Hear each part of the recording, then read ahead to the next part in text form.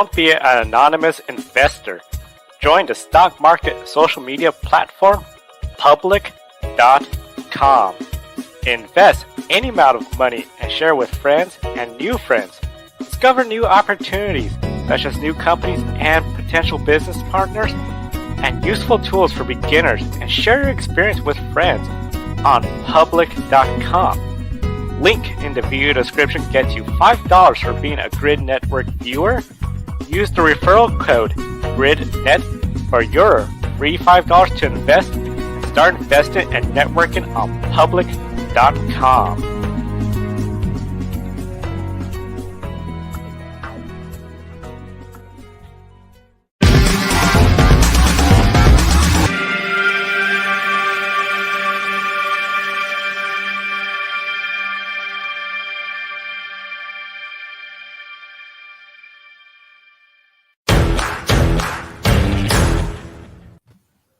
Good evening, everyone, and welcome to Grid Live Wrap-Up. I'm Kobe Lambert from the Podium Finish, and with me is Adam, Josh, Ben, and Julia.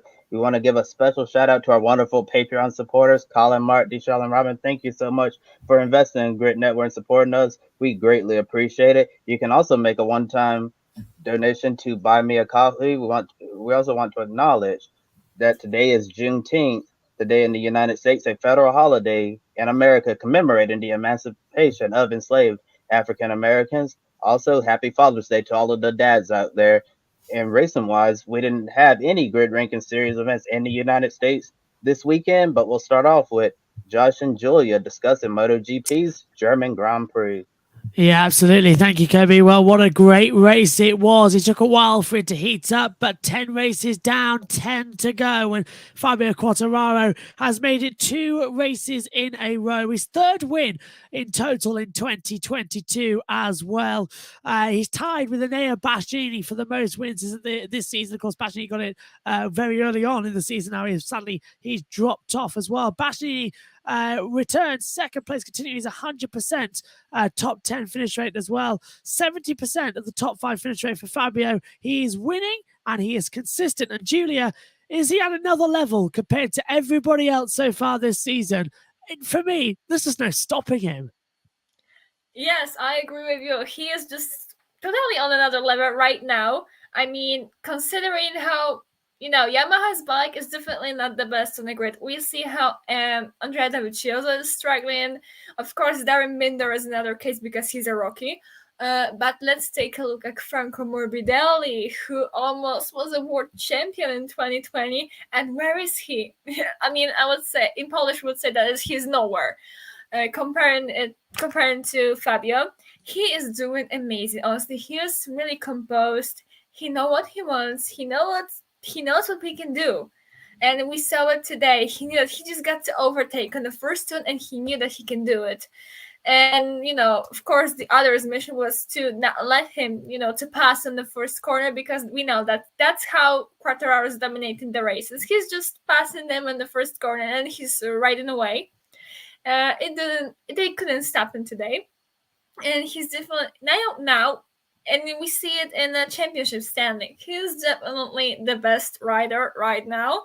Of course, we could say that Bagnaia is super fast, but we've seen what a mistake he just did today, and it cost him a lot. Let's be honest, because as we've seen the last 4 races, France, he had a DNF. He won in Italy, but then again, Catalonia and DNF, of course, it was more of Nakagami's fault, who hit his head into Pecco's tire. Unfortunately, they're all okay, but of course, it ended his race, and this week he made a mistake. And also, talking about Nakagami, Honda is this weekend, and maybe not this weekend the whole, but this race, it was terrible for Honda. For the first time since, I think, the 80s, so around like 1982, Honda left the racing venue without any point to Constructors' Championship, because, as we've seen, of course, there's no Mark. He's replaced by Stefan Bradl, who was last because he's mostly testing. He's not a rider that is ready to compete. Paul had to pull out. Taka crashed. Alex had to pull out as well. So this is a terrible time for Honda. Suzuki is also without Rins, and Mir also crashed, and they didn't have the pace. Aprilia was doing good, but to be honest, I expected a little more from Alish. Of course, he made this little mistake, which cost him a podium. But I thought they're gonna be a little bit faster. But generally, now Quartararo is out of the league, and I am so excited to see Assen because, as we remember last year, Assen was totally a Yamaha's venue. When Maverick was on pole, Fabio was right behind him on the grid, and then Fabio won, Maverick was second, and Joan Mir was third. So I'm also curious about seeing Suzuki's pace. And of course, it was where it all kicked off, didn't it, with Yamaha last year, saying that Vinales was leaving mid-season and after the summer break, he won't be with the team anymore.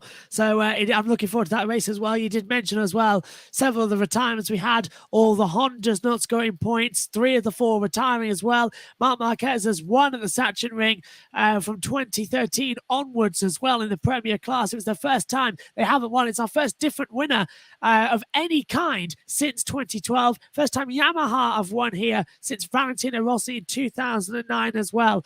One of those retirements you did mention as well, Julia, was Pepe Bagnaia as well. His 4th DNF in 10 races, a 40% failure to finish as well. Yes, one of them wasn't his mistake, but that's still 3 own mistakes so far this season as well. We already know Jack Miller's not going to be at the factory team next year as well. It's likely they're going to keep Pepe Bagnaia.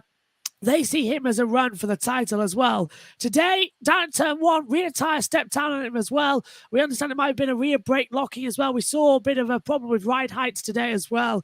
But does the Ducati team need to talk to Pepe Bagnaia as well about his performance this season?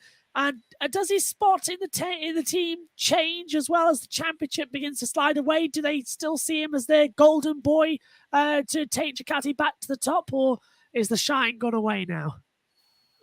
I think he is still their golden boy, as you said, and that's gonna change. It's not going to change. Of course, I think that is the moment, like the alarm that they have to sit on and think, because honestly, Pecco was saying after the race that he really tried to stay with Fabio because, he already let him pass him on the first corner, which usually means that Fabio is just right in the way and he doesn't care about anyone else. And he really wanted to stay close to attack him in the second part of the race because he had different set of tires. But he got a little ahead of himself and he made these mistakes when he tried to catch up with Fabio. And I think this is, of course, Barcelona, as we said, was not his fault.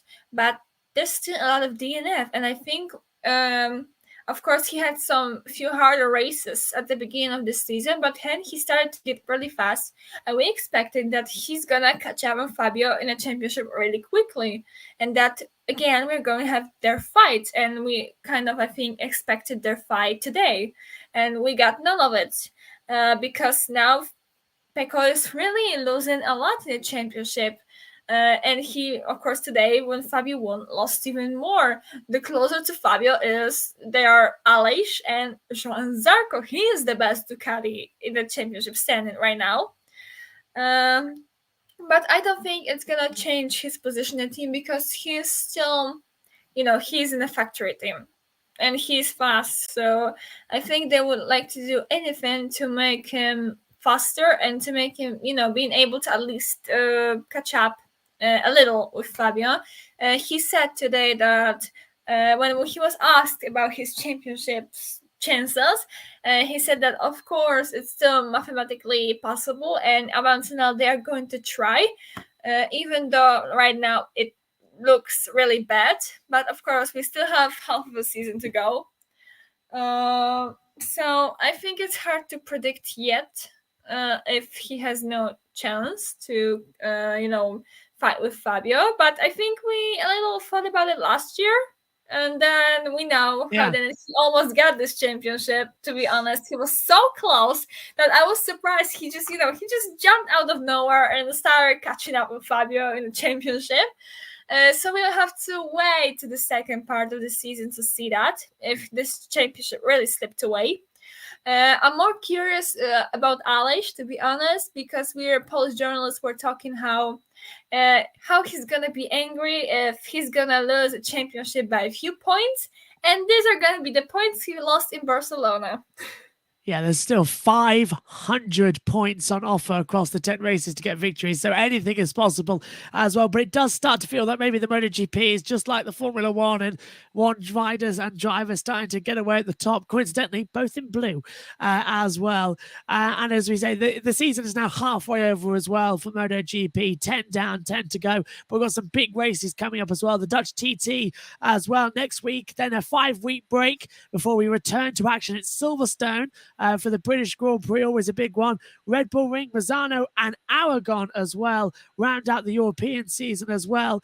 And Julia, how does Fabio Quartararo approach the next 5 races? These are the end of the European season we're going to now. He goes well at these circuits.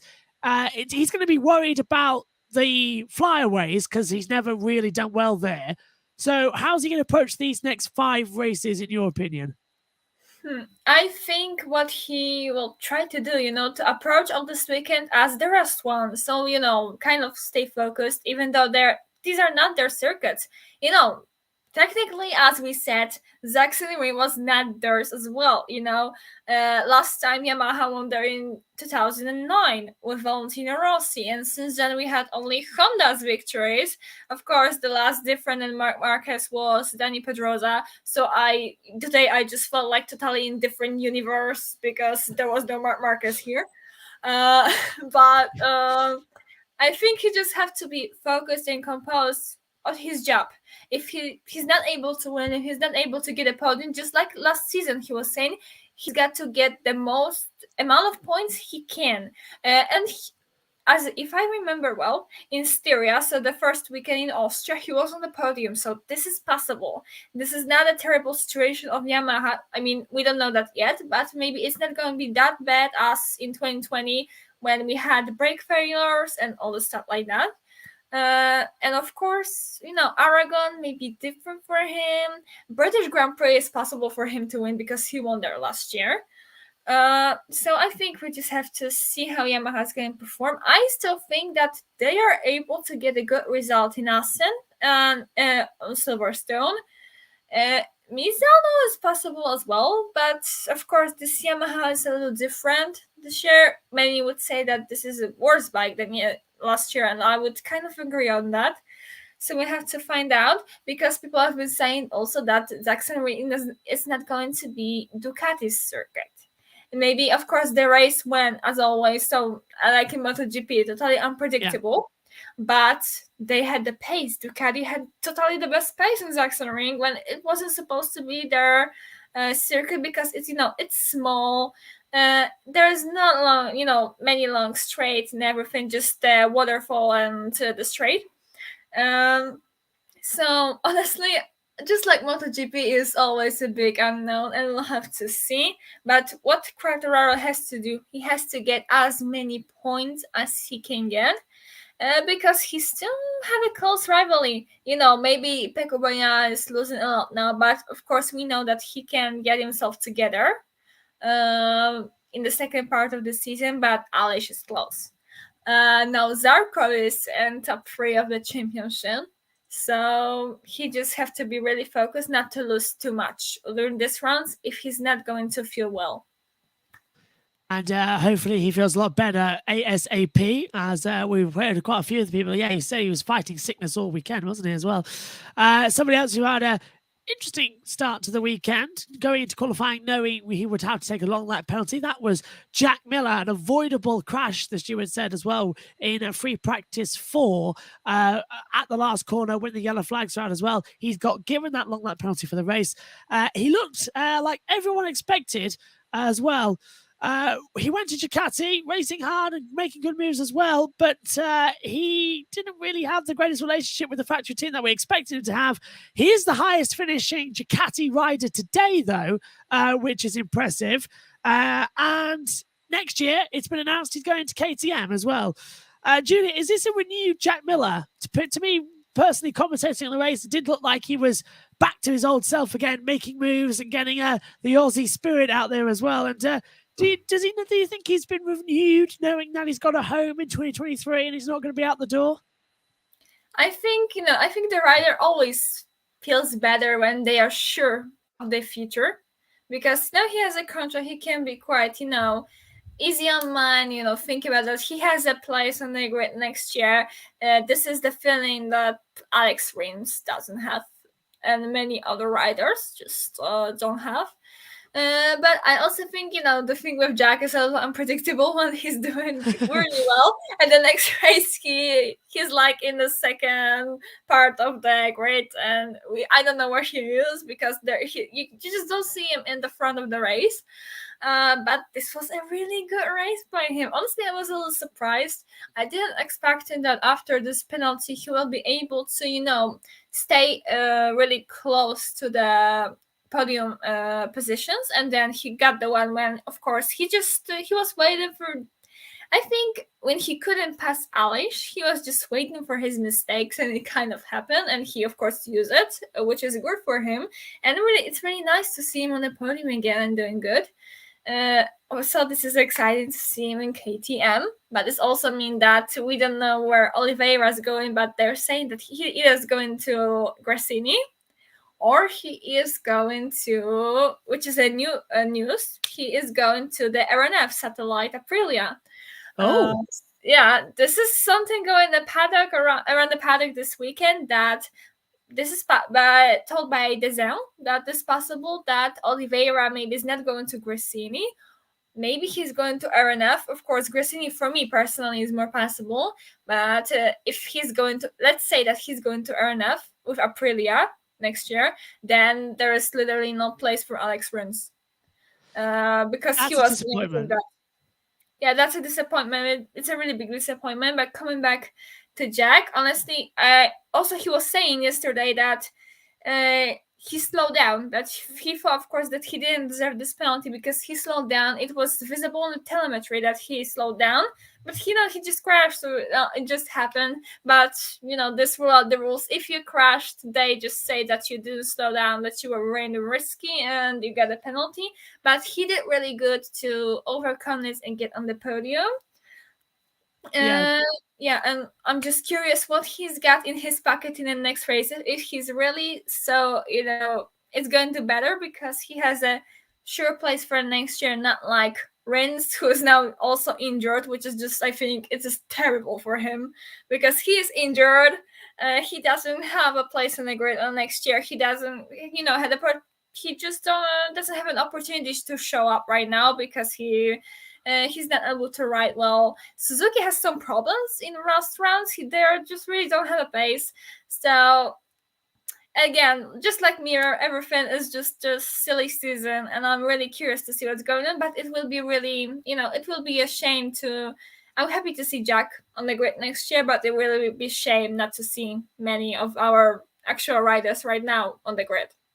I know, just a couple of things on that as well. With Alex Rins, it doesn't look like he's going to be racing next weekend as well. If he's put out this weekend, unlikely that he'll be fixed for next weekend. From what I'm hearing, Sylvain Guintoli, who's their test rider and also a pundit on BT Sport, he'll be getting the call up for the Dutch TT in Assen next weekend as well. So that's great. They wanted to give him a ride, and everyone on BT Sport has been saying, get Sylvain Guintoli on the bike. So it looks like that is going to be the situation. Sylvain has already said as well, he's terrified because he doesn't think he's fast enough. So that's going to be interesting. But at least Rins did give it a go out there in the practice sessions. And also, the second thing, it's completely forgotten off what I was going to say as well about the Red Bulls and KTMs. So I'm going to leave it there before we. Now I'm going to throw it to Adam, I believe, for the one shining moment with Julia as well. And hopefully I'll try and remember my point after that of what I was talking about with Alex Rins as well. I think it was something to do with Alicia Spargo, but it's gone over my head now. It's been a long day. Over to you, Adam. Thank you, Josh. And Julia, we appreciate your time as always. And before we let you go, what is your grid one shining moment from this motorsports weekend? Just shining moment. Wow. Of course, I've seen most of the races this weekend, but generally MotoGP, who shined? I think Jack. I'm gonna go for Jack because I was also thinking about Zarco, because he's been laughing that, maybe if I win these 2 races, they finally get me a factory seat. But Paolo Ciabatti said, "No, man, you are staying at Pramac." And he, honestly, I'm just laughing that more likely we're going to see Darren Binder winning the race than him.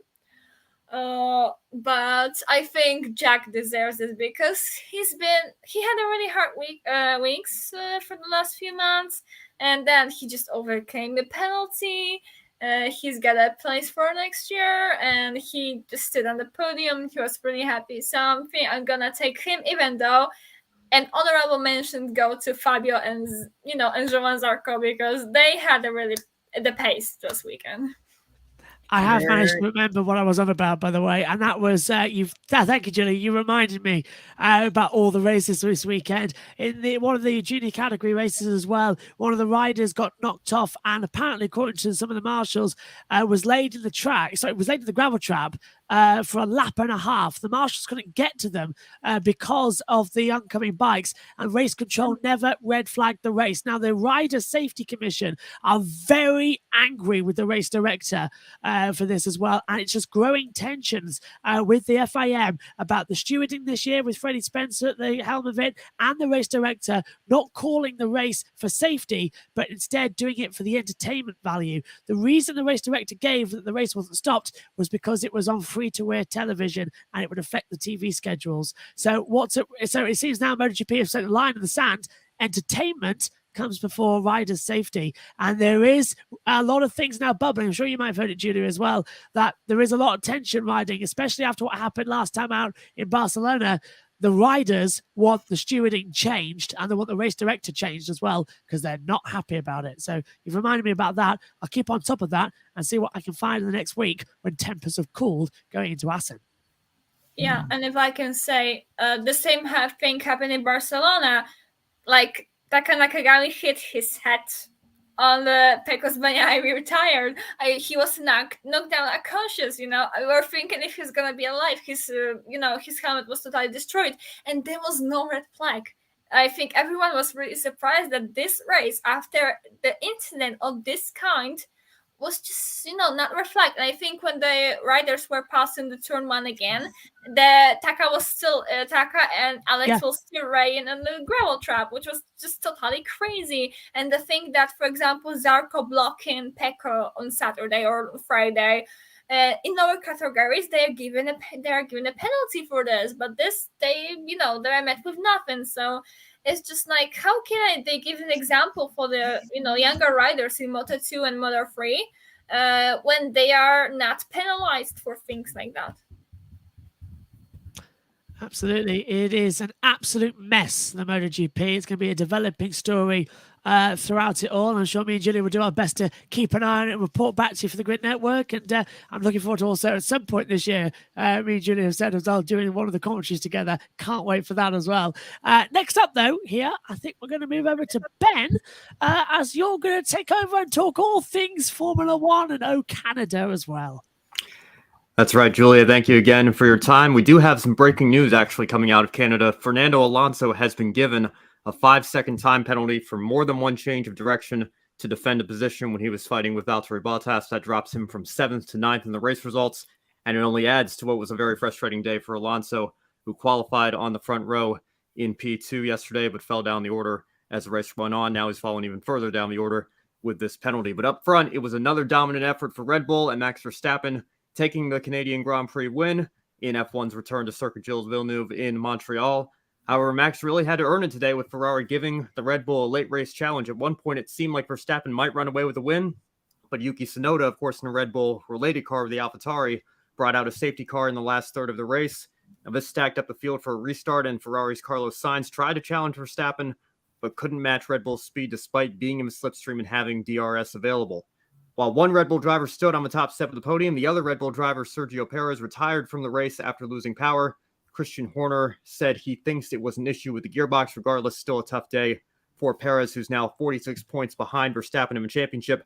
Charles Leclerc, of course, who started in the back, recovered from his 10th-place grid penalty to finish 5th. He's 49 points behind Verstappen at the moment. So, Josh, we'll go to you first. Is Max Verstappen reaching the point of a season where he could possibly start running away with the championship? Or do you think reliability concerns keep this wide open deep into the season? Of course, we did see a couple of Red Bull-related cars have some issues today. I was relieved to see one of the Red Bulls retire. I really was. I know it's awful to say that, but from a commentator's point of view and as a fan, it was interesting to try and keep that title alive a little bit, because if it can happen to Perez, it can happen next time out in Silverstone to Max Verstappen. So we've still got these new cars. They are brand new, entirely new car parts as well. So they do fail from time to time. And I think it's a relief. But they've now won 6 races in a row. They've won 7 out of the opening 9 races. That is insane. Red Bull are now beginning to run away with it, yes. But as I have been saying, we haven't reached half distance yet. There is more than halfway to go. Anything can happen, and I'm really hoping that from Silverstone onwards, when Ferrari take their next upgrade as well, they're going to be running away with the title.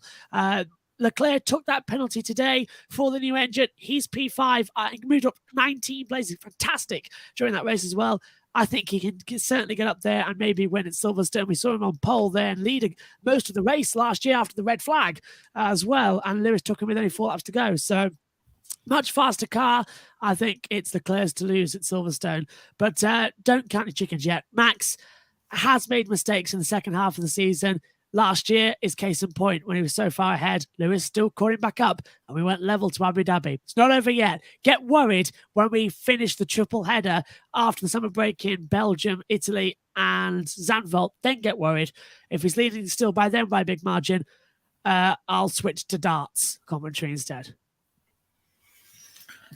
Josh doing darts commentary. Oh wow! I wonder if Phil. I wonder. That would be interesting. I'd like to see that actually.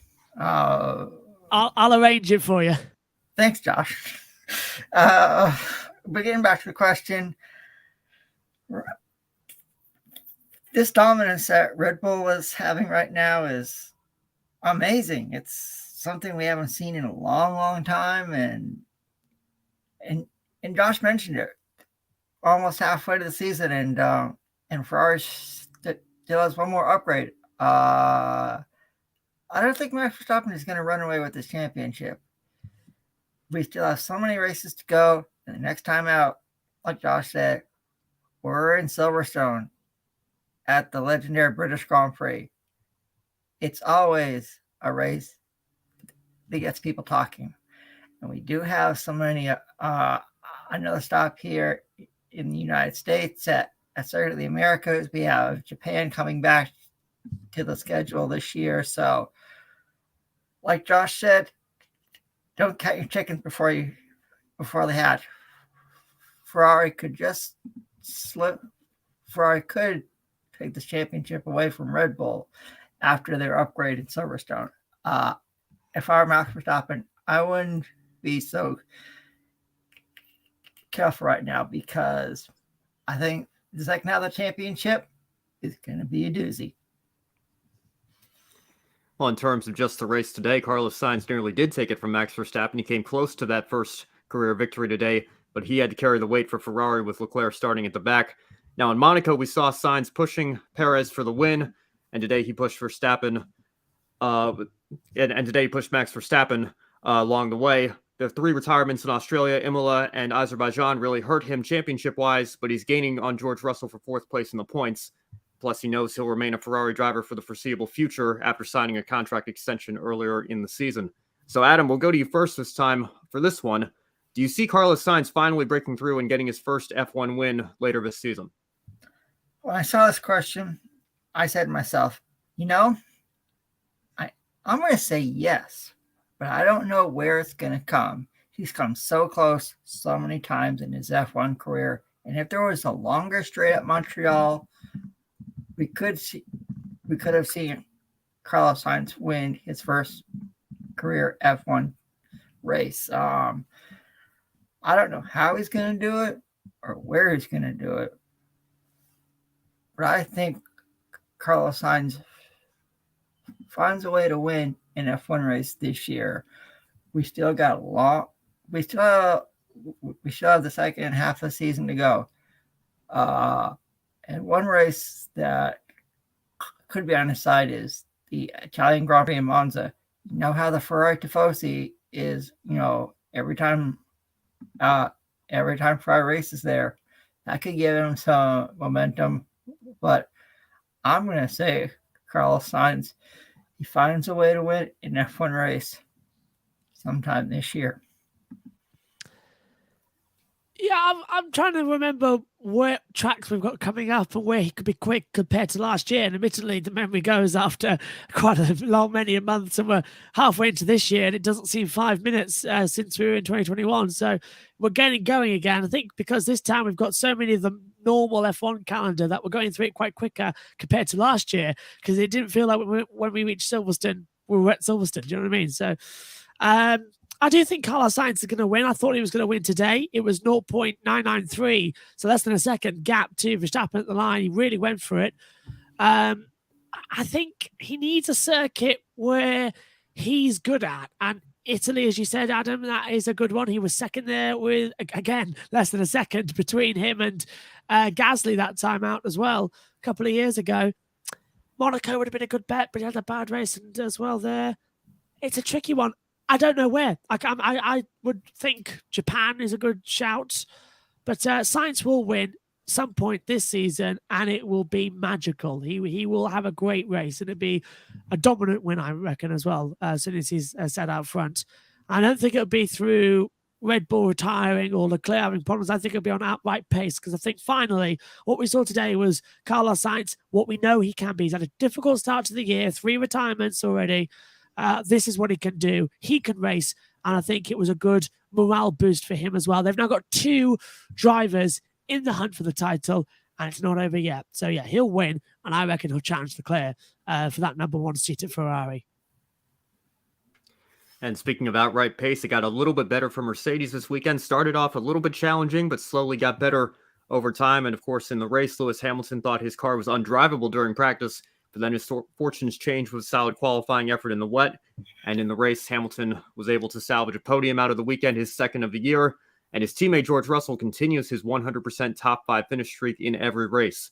So, Josh, should today's performance give Mercedes a lot of confidence heading into Silverstone? Of course, that's Lewis Hamilton's home Grand Prix. Yeah, not bad for milk float as well, that Mercedes as well. It did amazing. 3rd and 4th and looked strong. At one point, I actually thought Lewis was going to challenge for the win, because when the restart came around after the late safety car, he had a fantastic run towards that line as well. He kept within Sainz for a number of times as well. Just looking at a replay of the start, actually, as well, that I want to talk about.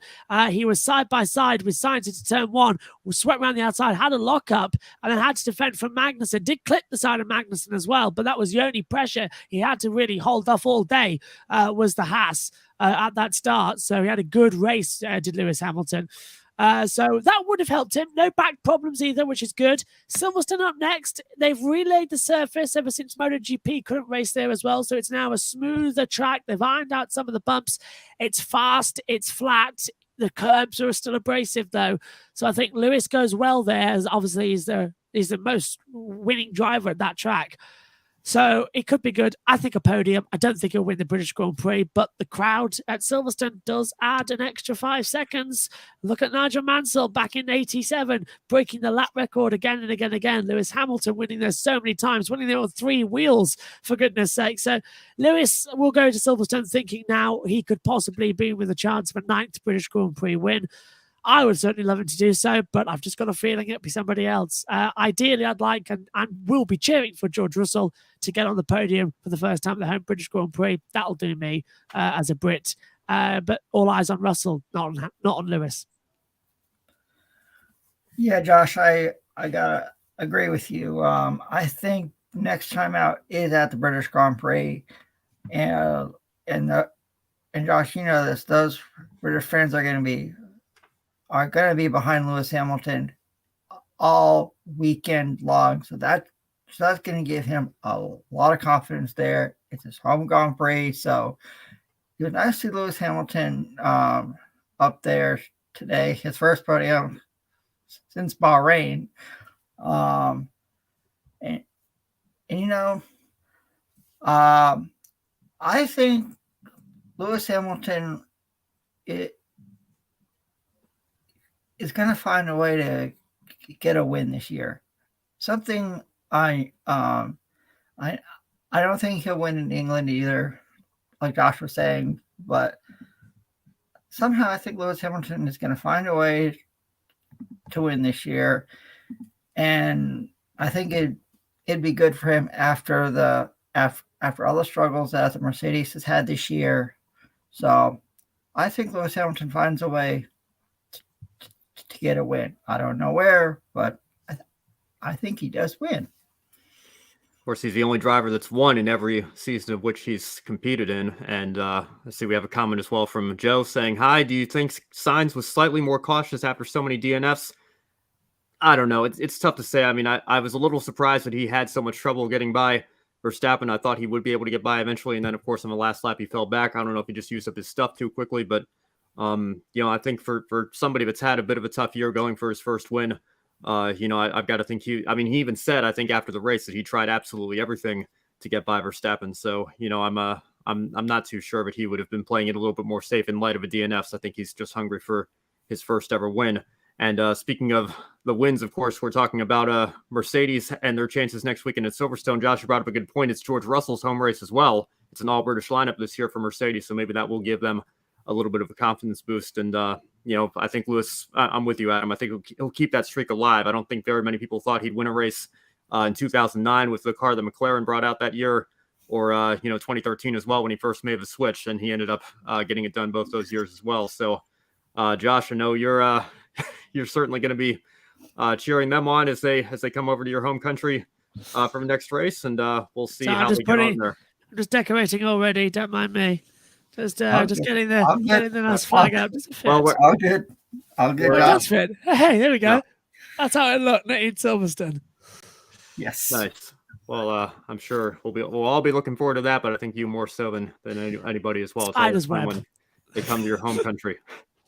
Oh, it's going to be great. I can't wait. Yep. There's always an atmosphere around the UK when the Formula One's in town as well. The entire country sort of goes berserk for it as well. But that was a bad idea because I am wearing shorts because mistakenly I thought it was going to be cool in the UK today. And there was a spider's web on that. So I've got that feeling on my leg now. So I'm feeling like a bit like Murray Walker, just hopping around the box. Speaking of which, just quickly, when I was doing the review show on my own channel for the Grand Prix review, I had in-ears in, and apparently somebody was standing at the side of the box shouting at the top of their voice my name, and I didn't hear a word. So it just proves that when I'm in the zone, I don't listen to anything. So I found that quite funny as I throw it back to you. Yeah, well, speaking of home stuff in Formula One here, we talk about the U.S.-based team. For us, of course, Adam and I are based here in the U.S., and Haas F1, both of their cars qualified in the top 10 on Saturday, and unfortunately both finished outside the points today. One of them didn't even finish, to be quite honest with everybody. Kevin Magnussen had to pit due to front wing damage at the start while racing with Hamilton, and that, of course, ruined his race. And Michael Schumacher, Mick Schumacher, retired from the race with mechanical failure, and once again, he was on pace to score his first career points finish in Formula One. Now, despite the bad luck today, he has made some mistakes as well on track and cost the team quite a bit of money in damage repairs. You think back to his massive accident in Monaco, and it has many wondering when he'll finally earn points for the team, or maybe if the Haas team might be running out of patience with him. His teammate Magnussen has finished inside the points 3 times this year. Now, today, Haas team principal Gunther Steiner accused the German media of putting pressure on Mick and trying to divide the team, but has denied any issues between the two parties. So, Josh, I want to ask you, have you expected more out of the former Formula 3 and Formula 2 champion at this point in his young Formula 1 career, or is he simply doing the best he can as a still relatively inexperienced F1 driver with the Haas car? It's really weird you asked me that question because earlier on today, during the build-up, I wasn't in the commentary box. I during the grid walk as well. I was in the living room when my sister was down for Father's Day in the UK, as she lives away. So she was here, and she was saying as well, Mick starts 5th on the grid, best result. 6th on the grid, best result for him. And she said, and we were talking about the pressures that are on him as well. And it came up, of course, because Martin was talking about it. And Kellyanne said, well, his father took a long time to get into swing of things. And that's true. One win in 92, it took until 94, and a race-winning car to get up there as well. Ever since then, Michael Schumacher was just sort of around the middle. He wasn't considered the best at that time. So I know what Mick Schumacher can do in a racing car. I've seen him in Formula 3 Europe. I've seen him in Formula 2. He's a world champion in Formula 2. I've seen what he can do racing in Formula cars. He is an amazing talent. I would even go and say he is better than his father in race talent as well, because he's learned not only from his father Michael growing up, but he's learned from Sebastian Vettel as well, Ralf Schumacher as well. He's taken all that experiences and put it all together as well. He's got bits of everything. You look at it and you think, oh, that's a Ralph move. You look at it, oh, that's a Seb move. You look at his defensive technique, oh, that's Michael as well. The pure racecraft as well. It is sewn into him so much. It's in his DNA as a racing driver as well, of a great racing driver. So Mick was running 7th today and was challenging on the back of Hamilton and defending from Zhou Guan Yu before the power unit let him down as well. That's the second time this year he's been running in the points and a DNF's let him down. So yeah, Mick Schumacher is without a doubt one of the greats that we've got coming up. Give him time, stop the pressure. He needs to get out of Haas, get him to a good team, and we'll see him fly. Trust me. He's a Ferrari graduate waiting. Just waiting. Oh, I like what you're saying. Oh, I like that, Josh. I think Mick Schumacher is going to be something special. And before we let you go, because it's really late over there for you in the UK, I'll ask you, what's your Grade 1 shining moment from this motorsports weekend? I think Megan would literally walk into the commentary box with a shotgun and unload every single round into it. If I do not say my one shining moment was Fernando Alonso taking 2nd place in qualifying yesterday. I have never seen Megan that animated in the commentary box before. She's not been doing this weekend. She's been popping in to help out on the calls.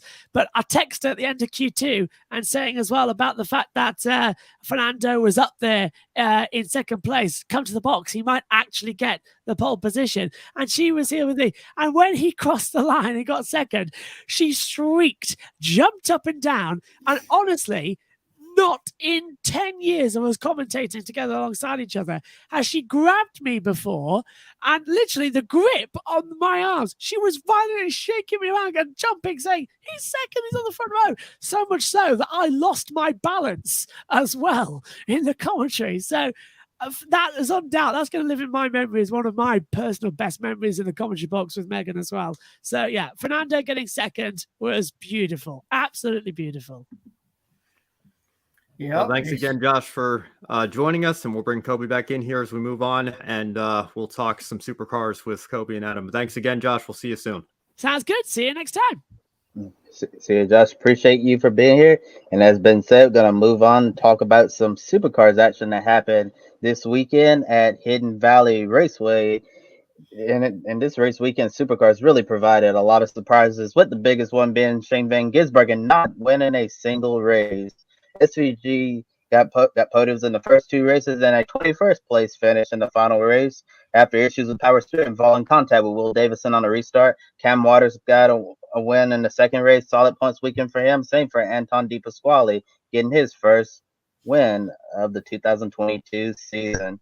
Adam, if SVG has more bad days like the final race, do Tickford and DJR have the car capable of getting into the championship fight?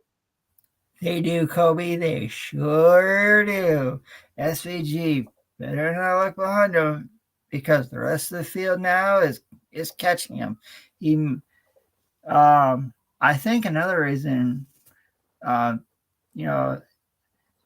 just came off of running the 24 Hours of Le Mans, so I think one thing was something.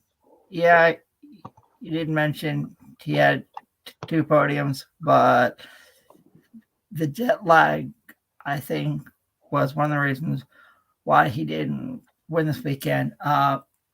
In the first race, he had a really bad pit stop, and he came charging through the field to score a podium finish. So the Daytona race cars, Will Davison and Anton De Pasquale, are actually leading the team's championship right now. That's right. they took over the team's lead from the Red Bull and Bull Racing team after their performance at Hidden Valley Raceway in Darwin. That's saying something because Red Bull has led it basically throughout the season, and now the Dick Johnson Racing team is up there. So if I were Shane Van Gisbergen, I would start to get some wins. Otherwise, the rest of the field is going to catch him in. Could we see a different points leader sometime during the season? It could just happen. Yeah, and that's the one thing about the Shell V Power Fours, Adam Dick Johnson Racing, Anton De Pasquale, and Will Davison. They've been extremely consistent so far this season, but the only thing that's stopping them from challenging Shane Van Gisbergen is, yes, it's really good to be consistent like that, but they need to shoot for the stars and go a little bit higher. That consistency really needs to try to turn into race wins more often, because if you're not winning races against Shane Van Gisbergen, you're not gonna have a chance to get back into the championship right now. If Cam Waters is able to find some more consistency within himself at Tickford, I know, Adam, we like to joke around and say one race he's like hot water, and on another day he's like cold water. I think this weekend he was definitely hot water. He had a really good points weekend, as I mentioned, and if we saw more weekends like this from Cam Waters, I think he would really be taking the fight to SVG for the championship, and the same for Anton De Pasquale as well. And Will Davidson's been extremely consistent right now. I still think Shane Van Gisbergen is probably still going to be the favorite for this championship, no matter what. But who knows what could happen? Van Gisbergen could have some more bad luck later on in the season, and the guys up there behind him in the championship could certainly capitalize on an off day for SVG. And Adam brought up a good point about him running 24 hours of Le Mans last weekend. The jet lag, the longer you have to travel, the worse it is. And he had to fly all the way back from France back to Australia, and I'm sure he was pretty tired. He still ran well during the first two races of the weekend, but it was just that last race wasn't there. But I have a feeling if he was well rested, didn't have to fly so far, I think Shane Van Gisbergen probably would have at least won one race at Hidden Valley. And at this racetrack, we saw a lot of parity this weekend, which is something you don't really see nowadays in Supercars, because it's typically SVG winning most of the races on any given weekend. We had 3 races, and we saw 3 different race winners: Anton De Pasquale, Cam Waters, and what an impressive drive by Chaz Mostert in that third race. He pitted early, stayed out, got a safety car. Late race restart, the drivers behind had much fresher tires, and Mostert held up on extremely worn out tires. Still, Mostert has a very long way to go if he wants to challenge Van Gisbergen for the championship, and that disqualification in the first race was a major blow to his title hopes. How much has Mostert's inconsistency and bad luck hurt him this season, and what are your thoughts on his Hidden Valley race win? First of all, I'll answer the last part of the question first. What a drive by Chaz Mostert.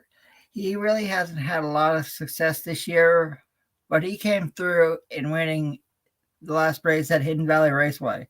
And if he would have more consistent finishes, I think Chaz Mostert would be up there as a championship contender.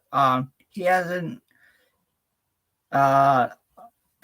shown the pace that he has in previous years, but there's still a long way to go in this championship.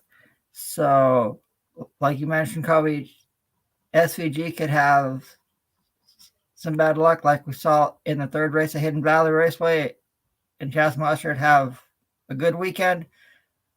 I wouldn't count out Chaz Mostert as a championship contender. He has the capability of going out and winning this championship for Walkinshaw and Andretti United. He's talented.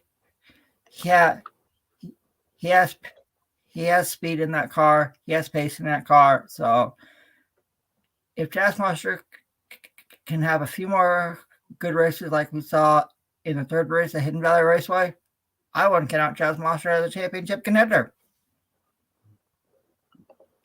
Well, in my opinion, I think if Chaz Mostert wants to become a championship contender, I think he certainly needs to have a lot more better. He needs to have performances like we saw in that third and final race of the weekend. And even Mostert thought it was one of drive so far of his Supercars career because the tires on that car it was really gone, and he was holding off drivers who had very fresh tires. And Mostert's tires, I just have no idea how he was able to manage and hold on to win that race because they were coming for him. That was quite an incredible battle at the end, seeing like I believe it was like 4, 5, 6 drivers battling for the win there and on the final lap. Really exciting stuff there.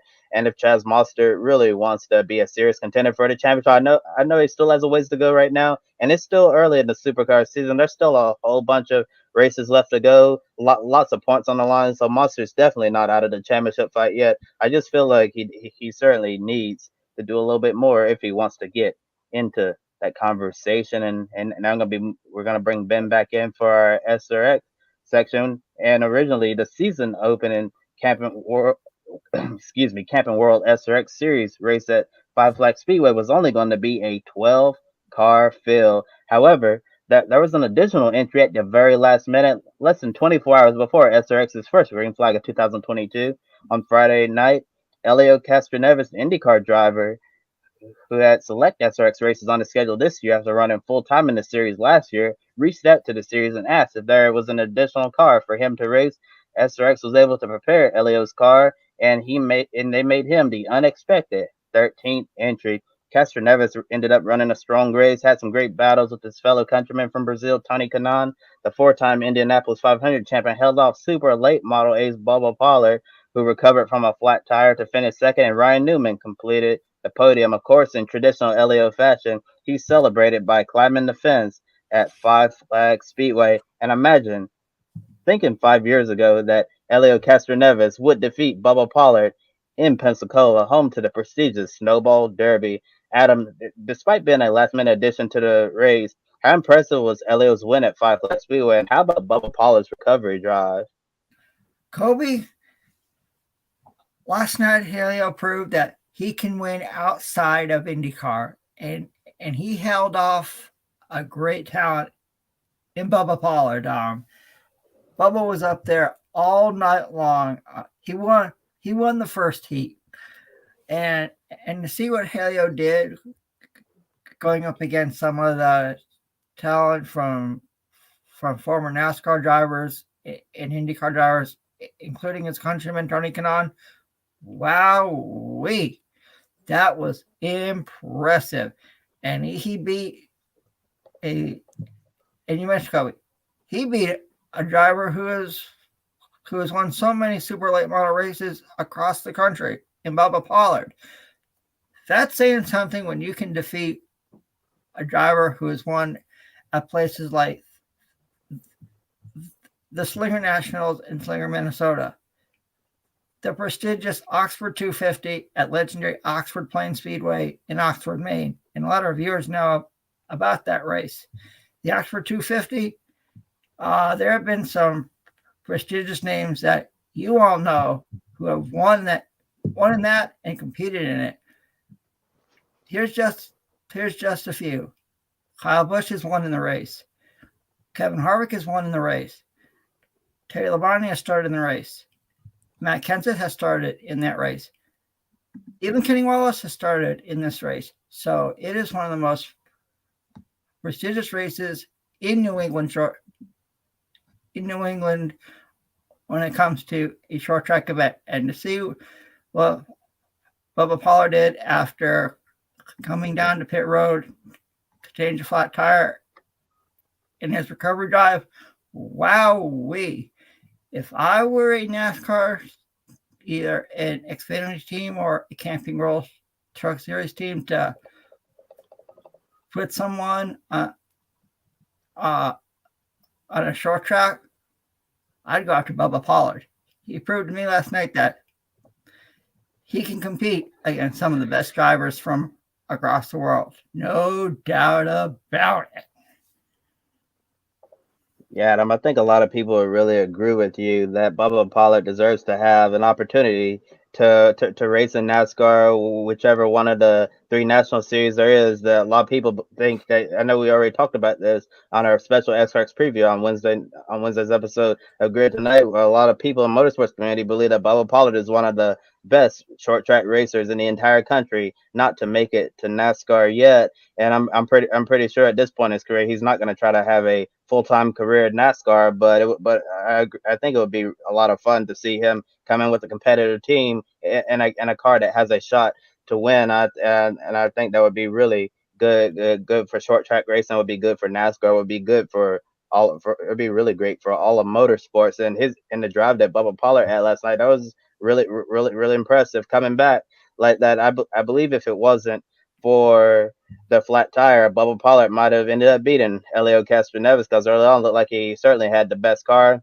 Then he had contact, cut that tire down, had to restart it in the back in 13, drove all the way through the field, but unfortunately he just ran out of time at the end. But still a real great effort by Bubba Pollard. And for all the people who didn't know who he was before the night, they know who he is now, and they understand the impact that he has in the community of short track racing. And Helio's win, thought it was really cool to see him do that, considering his limited experience in stock car type vehicles and on tracks like Five Flag Speedway.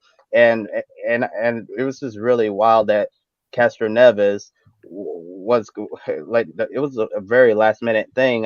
I'm surprised SRX was able to have the car ready for him to go. But Helio, he was committed. He bought him a plane ticket coming down to Pensacola, Florida. He really wanted to run this race, and he got in that car. And in the practice session, he was actually the slowest out of everyone there. But he learned pretty fast. He used heat one, heat two, able to learn a lot there. He was really worn out after the heats because of the heat, as we've already talked about tonight.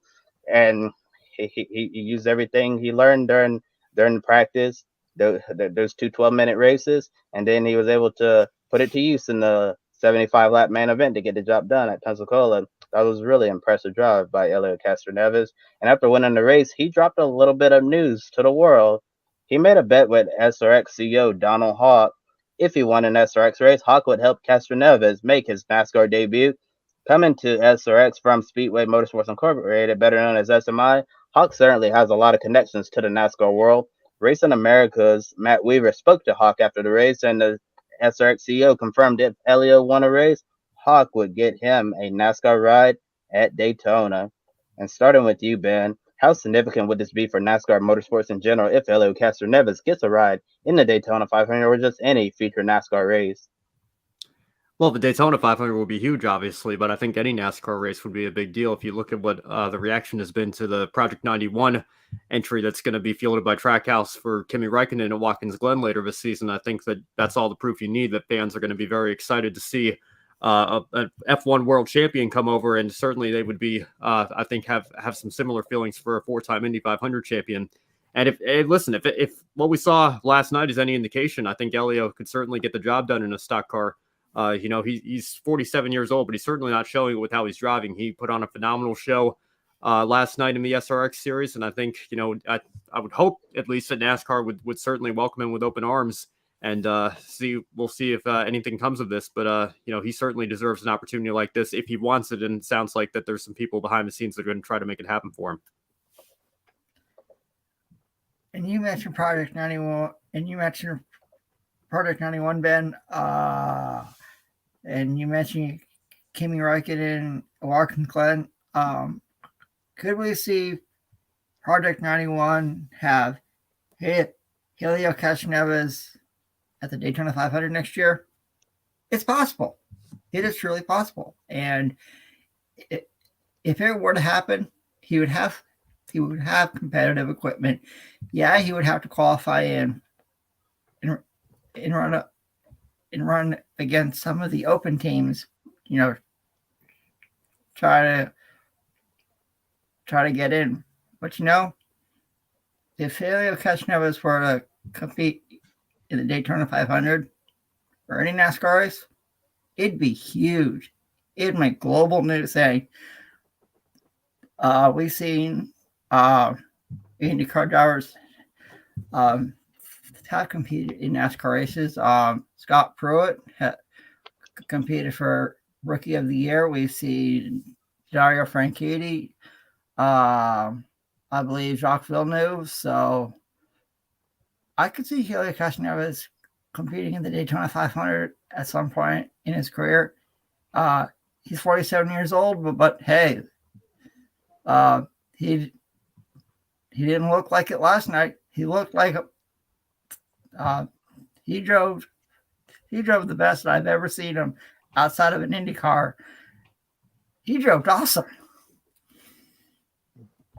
Yeah, and I guess you can say that Helio Castroneves is aging like fine wine because he's at the age now where we typically see a lot of drivers start falling off. They're not as fast as they used to be and they lose pace. But in many respects, in some cases, you could say that Helio Castroneves might be a little bit faster than he was maybe like 6 years ago. And it's just really been incredible to see him in his late 40s now, getting closer to 50 years old, and he's still performing at an elite superior level in motorsports.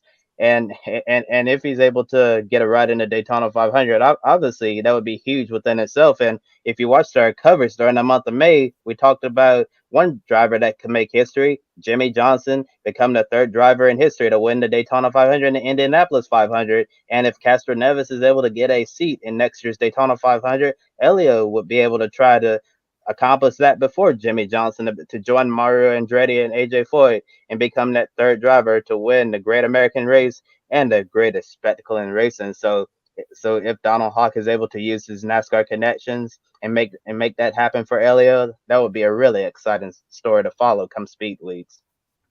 Absolutely. And before we go, I thought I'd have some more Supercars news for you guys. It was confirmed over the weekend that the Repco Supercars Championship will be going to the Sandown International Raceway and the Pukekohe Park Raceway in New Zealand. They didn't know if they would be able to go, but it has been confirmed. So the Repco Supercars Championship is going to Sandown International Raceway and Pukekohe Park Raceway in New Zealand. And now it's time for our Grid 1 shining moment from this motorsports weekend. So I'll start with you, Ben. What is your Grid 1 shining moment from this fabulous motorsports weekend? I'm going to talk more about this on the Encore show tomorrow, but I want to give a call to Jordan Teagues of Jordan Teagues Designs on Twitter for really doing Fox's job for them and capturing amateur video from the stands of Jessica Friesen's flip and Brett Moffitt's near flip when he got up on his side at the Truck Series race at Knoxville Raceway last night. Obviously, like I said, we'll talk much more about this on tomorrow's show, but it's pretty depressing to think about. I mean, like I said, it's a shining moment, so all credit to Jordan for getting those that amateur video from the stands.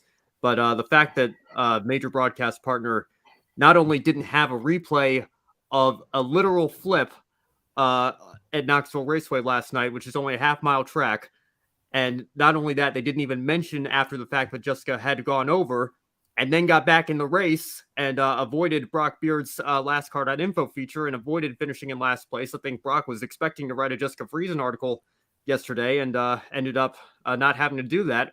I mean, there was a tremendous story there, and it was completely missed by all of Fox's cameras. But thank goodness for Jordan and a couple other people from Getty Images who I think also captured some shots of the flip there. So at least we do have that, and we need to be thankful for that because Fox completely dropped the ball on that particular incident last night. So tune into the Encore show tomorrow. I'll have more for you then.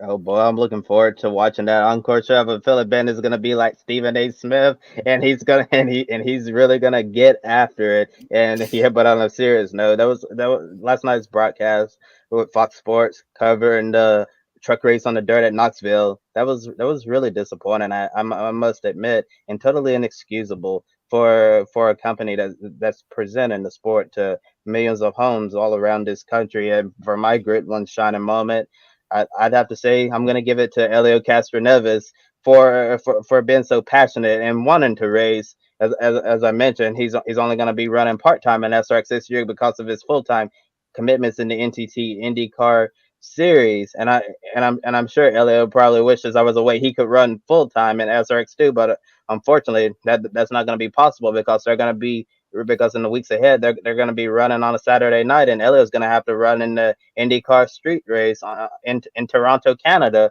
and I'm pretty sure Helio doesn't want to try to cross the border from IndyCar practice on a Friday in Canada, go run the SRX race, and then try to come back, because you never know when something might happen and you won't be able to get back into Canada for the race. So that would be a real difficult situation. But Helio's, has been around for so many years, and he's still as passionate as ever before. And for him to call last minute, be like, I really want to love this race. It just really shows that his love for motorsports hasn't died at all, and it's very infectious. And you really like to see when people are super passionate about motorsports, and that's why Helio Castroneves is my Grid 1 shining moment this week. And for me, I'm gonna agree with what Josh said. My one shining moment has to go to Fernando Alonso. It's been since 2012 that he appeared on the front row for an F1 race, and to see him do that yesterday in qualifying was truly remarkable. Fernando Alonso's age and Helio Castroneves, what he did last night, it goes to prove that the old guys can still get it done at their age. And we have a comment from Michael Tiller in the chat room. He says, I have to give credit to Sainz for finishing second. He and Verstappen gave a good effort there. Yes, sir. Sure did. And Michael says, I will also tip my hat to Lewis. Great job finishing P3 overall. Yeah, that was an impressive job for Lewis Hamilton. And also, I'll give a call to Bubba Pollard last night. He was around some of the best drivers in the world, and he finished and he finished third in the main event. That was truly amazing, showing love that short track racing doesn't get much here in the United States. Another comment from Michael Tiller says, but super hurt for Schumacher after a great P6 qualifying finish. To see him DNF up there, I feel so bad for him. Yeah, I agree, Michael. I thought Mick Schumacher was going to get points, this weekend. So for me, my one shining moments has to go to Fernando Alonso and to Bubba Pollard. And like Kobe mentioned, be sure to watch Grid Live Encore with Brandon and Ben tomorrow night. I think it's one that you will not want to miss. Well, I don't think I'll go full Stephen A. Smith, but certainly I think a lot of people weren't too happy with Fox last night, and I can't say that I was either. Glad I was able to catch Brock Beard's live stream last night. I think there's certainly a lot of strong feelings, and hopefully we'll have had about 48 hours to calm down by then, and hopefully we can have a strong, reasonable, and positive discussion about how things can improve going forward. One more comment from Michael Tiller. Great to see you, Michael. But my shining moment has to be Leclerc coming from 19th to 5th. That was a great effort from the Monegasque driver. Certainly was. And, like we talked about earlier in the show, I think Red Bull certainly have the upper hand right now, but it's still a long season. You never know what's going to happen. So we'll have to keep an eye on Ferrari as the season goes on. Hopefully Leclerc's luck can turn around and we can get a good championship fight going all the way down to the end. But as for tonight, that's going to do it for us here on Grid Live Wrap-Up. So be sure to subscribe to Grid Network here on YouTube if you're not already, and follow us on all of our social media platforms, Twitter, Facebook, Instagram, and TikTok. If you really like what you saw tonight, you can take 5 minutes after our show and consider joining in our Patreon. Invest in Grid Network to help keep us on the air throughout 2022 and beyond. And as always, special thank you to Colin, Deschelle, Mark, and Robin, who have already chosen to invest in our program monthly. If you'd rather make a one-time donation, you can buy me a coffee. That's our one-time option, and that's in the link below as well. You can buy coffee for your favorite on-air talent, and any amount will help us continue to grow our motorsports media outlet. And of course, as always, thank you to Edward, Amber, and Zachary who have already done so. Finally, visit our sponsor, public.com, the stock market social media home. The referral code on the screen right there in front of you and in the link below. GridNet will give you $5 to invest. Public.com allows you to connect with your friends, make new friends, and use tools to learn how to invest in the stock market. Now, tomorrow night, join me and Brandon Crossland at 7 p.m. Eastern right here for Grid Live Encore. We'll recap the Camping World Truck Series race, lament the poor Fox Sports coverage, and also cover the ARCA race at Berlin. Then on Wednesday, Kobe and Adam will have Grid Tonight at 7:30 with the latest news in motorsports. For Josh, Julia, Adam, and Kobe, I'm Ben Schneider. Thank you all for watching. Enjoy the rest of your Father's Day and Juneteenth, and we will see you next time. Don't be an anonymous investor. Join the stock market social media platform, public.com. Invest any amount of money and share with friends and new friends. Discover new opportunities, such as new companies and potential business partners, and useful tools for beginners, and share your experience with friends on public.com. Link in the video description gets you $5 for being a Grid Network viewer. Use the referral code GridNet for your free $5 to invest and start investing and networking on public.com.